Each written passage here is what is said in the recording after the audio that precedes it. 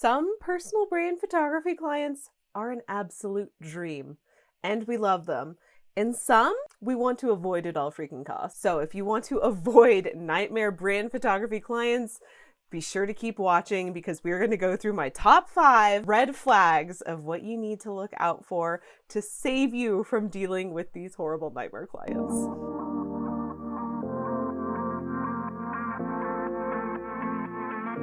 Hello and welcome back to my channel. My name is Morgan Potter. If you're new here, this channel is pretty new, but I'm so excited to be sharing all of my knowledge of personal brand photography. I've been a personal brand photographer for the last 5 years out of the 8 years of my photography business, and it is my goal to be able to help you build the most amazing, strong, badass brand photography business possible. So in order to do that, being aware of the red flags and consequently green flags of clients, that will be a whole other video. Today we're just talking about the red flags of potential brand photography clients, being able to recognize those signs before we get into a contract, before we get into a commitment with them, and realize what a horrible mistake we've made. And these are all, I wouldn't call them mistakes, it's learning experiences. These are all clients and situations that I have been in over the last 5 years. I do believe that you have to fail sometimes and go through these experiences in order to learn how to avoid them again. But that's why I'm here today, sharing this with you so that you don't have to experience this with yourself. So without further ado, let's go ahead and go through the top 5 red flags of potential brand photography clients. Number 1, they don't know what they want. So when you have a contact form on your website or whenever people reach out to you, if this person who is inquiring for brand photos doesn't know what they want, that is a huge red flag. We want people who know what they want so that we can have the expectation for them and they're not going to be disappointed afterwards. Because here's the thing, if the client doesn't know what they want, it is only ever going to end up in dissatisfaction for them and for you, probably lots of revisions, extra effort on your part. It is an integral part of being a brand photographer to be able to recognize this when people just really aren't sure and be able to clarify, hey, here's what I do. Here's, is this what you're looking for? Because then we can match up and we're all on the same page. A great discovery call and a workflow and process is really going to help with that, to filter out people who may not know what they want. This is why I always recommend having an application to work with you that targets all of these questions and red flags that we're going to be talking about in this video, because then you can get ahead of the game in making sure that people are knowing what they want, to make sure that people are really clear about what they're wanting and what you can give them. So that comes down to your own marketing, advertising, and being able to communicate with your clients and dig up what they're looking for and what you can offer them. Number 2, the client does not care about the process. They're just looking for a quick fix. I just want brand photos. I want them like tomorrow. Is that okay? Is that cool? No. If you've been through the other videos on my channel, you know that I do things a little differently as a brand photographer. I am all about taking the time to do things right, to really get to know my clients, know their own personalities, as well as their businesses, their ideal clients, what they're looking to get out of the situation. And people who are just looking just to breeze through and have some cookie cutter script of a brand shoot is not my ideal client. Of course, this is going to differ. If that's like what you like to do, then maybe this isn't so much of a red flag.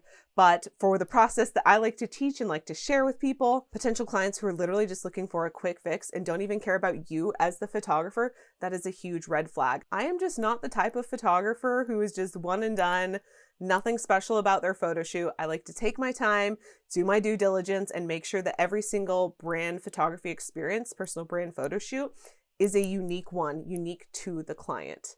So, red flag for people who are not looking for that and are saying that they are just wanting them really quickly and not willing to go through the month-long plus process that I take clients on. So number 3, and this one is a big one because you can catch this before they even book.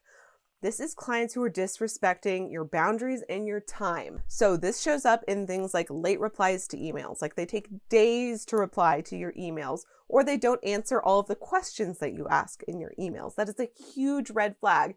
It means that they are not detail oriented. It means that they are not paying attention to what I'm communicating towards them. And frankly, I don't want to work with people like that. This can also show up as people just not signing the contract within the allotted time that you have.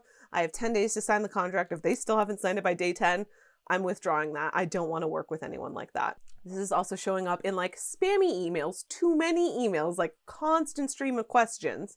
It also shows up in rescheduling. So I have had this several times before where potential clients where they've inquired via email, I'm trying to set up a discovery call with them, and they just keep rescheduling. Like, I get it. There is always room for like emergencies, or would it be okay to reschedule this one time? Like, I get it. I've had to do that too several times before. That's kind of a part of life. But when it's once, twice, 3 times, when I show up on a discovery call and the client is late or doesn't show up and I have to reach out to them to reschedule, big red flag, not booking. I had this one client, potential client. I just have to share story time.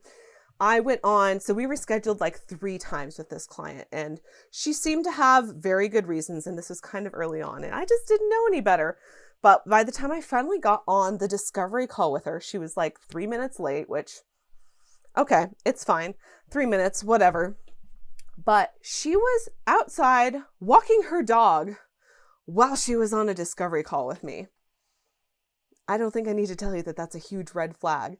Not only is she not respecting my time, her concentration is split. She is not completely focused on me and our interaction and what we can bring together. And then she was like, oh, my cell reception's bad. Can I just call you back when I'm inside? And I was like, sure. What else am I going to do at that point? So in between that time that she called me back, I rehearsed a little script of how to say no to her, because I was like, I can't let this go any further. Trust me, you guys, you do not want to go further with these kinds of clients. If you have any sort of gut feeling in the beginning, like, oh, this is a red flag, or, oh, that's kind of scary, trust your gut. Even if you really want this booking, you really need the money, it is not going to be worth it. It is going to end up just snowballing into something so much bigger later on down the line. We don't want that. All right, red flag number 4. This is people haggling prices. This is the price shoppers. This is always a huge red flag for me, because as I've said before, the way that I like to teach personal brand photography, the way that I like to take clients through the process is very personalized. It takes time. It's an investment for people. And literally, people who are thinking of nothing other than the price are not people that I want to work with, because I know that they're just looking for a quick fix. And that's not what I do. I provide a substantial experience that does come at an investment cost, and people who are willing to make that investment in themselves and in their businesses, that tells me so much about them as a person, that they are excited to invest in their business. They trust themselves. They want to help their clients. They are paying to evolve their business. That says a lot about a person versus someone who is just trying to get by. And trust me, there's a time and a place for it. We've all been there in business where you couldn't afford much. And there are photographers who can shoot that, who will offer cheaper brand shoots. But that is not me, and that is why that is one of my really big red flags. It is also the other reason why I always have my prices listed on my website. I know this is probably a pretty big controversial topic. I think it always was, even when I was first starting out as a photographer. Do you list your prices online, or do you have people sign up to get a price guide? Here's the thing. I like to make my life as easy as possible. I like to avoid all of, and I guess curate, I want to say. I like to pre-qualify all of my potential clients as much as possible before they ever end up in my inbox. That means that I have so much information on my website. It means I have all of my prices freely posted on my website. They don't have to sign up to get a PDF guide. They can go on there, and what this does, they immediately know whether they can afford me or not. That's an email I won't have to answer. Do you know how many emails, how much time that you spend replying to people with your prices? Think of eliminating all of that, you guys, just by putting it up on your website. And that's before they even get to the contact form. So you automatically know by the time that people are contacting you, that are applying to work with you, they already know your prices and they're willing to work with that. They can afford that. That's already a great pre-qualifier. I'm going to do a whole other video on this, you guys. And I actually have my course, Become a Badass Brand Photographer.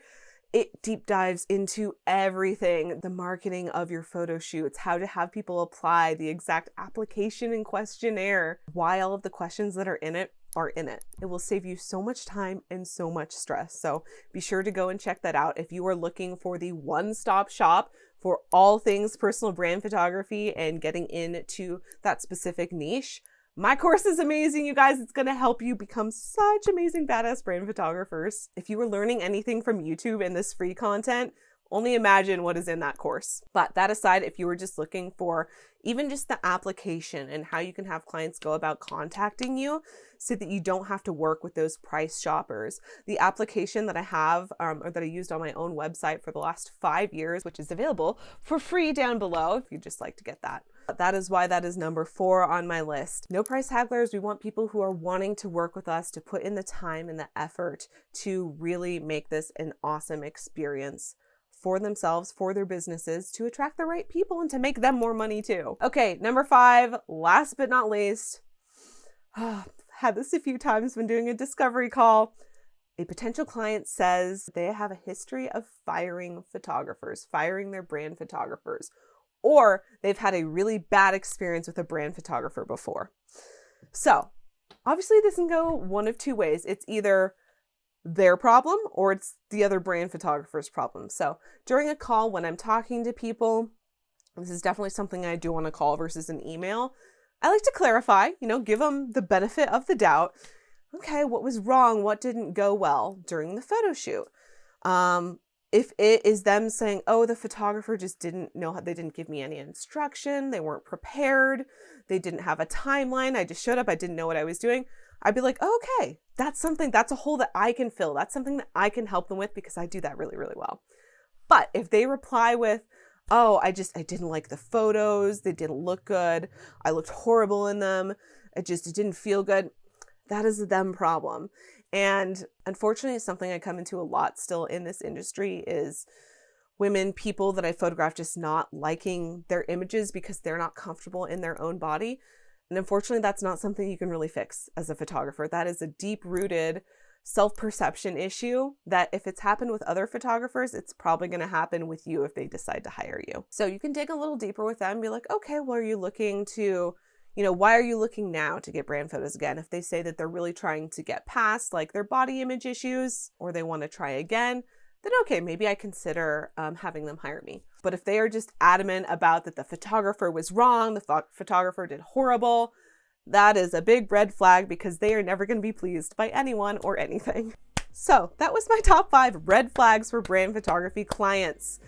Let me all know down below, what was your worst photography client experience? Like, there are so many horrible ones. I could probably make a part 2, you guys, just to make sure that you avoid these at all costs. But I would love to know your experiences down below, especially if you have any questions about how to avoid these clients, how to deal with them. I would love to make another video on them. This channel is just getting up and kicking. I have so many ideas, but I would absolutely love to answer questions directly because that's what we're here for. I hope you found this video helpful so that hopefully this can spare you some of your time, not waste your time and energy on clients that are ultimately just going to bring you down and be a negative experience. All right, that is it for this video though. Be sure to subscribe if you'd like more information on personal brand photography and how to transition your business or grow your brand photography business, because that is what we are all about here on this channel.